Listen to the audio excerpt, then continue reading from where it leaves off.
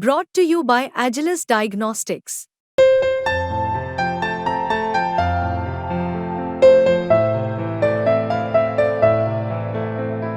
Agilus Diagnostics.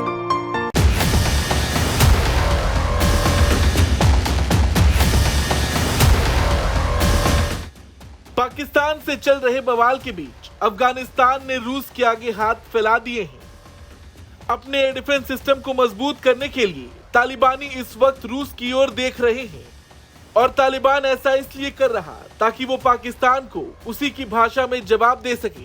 दरअसल पाकिस्तानी वायुसेना के फाइटर जेट अक्सर अफगानिस्तान की सीमा में घुसकर टीटीपी के ठिकानों पर हमला करते हैं। अब क्योंकि तालिबान के पास ना ही ढंग के फाइटर जेट्स हैं और ना ही ढंग के ड्रोन, ऐसे में वो पाकिस्तान को रोक नहीं पाता और यही वजह है कि अब अपने एयर डिफेंस सिस्टम को मजबूत करने के लिए वो रूस की ओर देख रहा है। रूसी समाचार एजेंसी तास के मुताबिक पाकिस्तान की इन्हीं हरकतों की वजह से अब तालिबान रूस से सहायता चाहता है।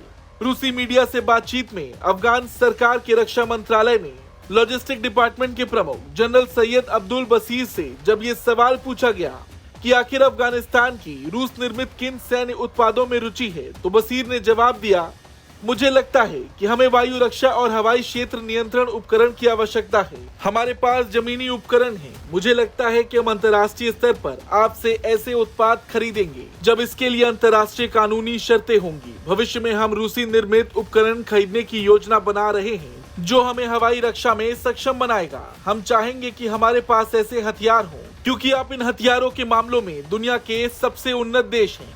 हालांकि इस दौरान बसीर ने अमेरिकन हथियारों का भी जिक्र किया।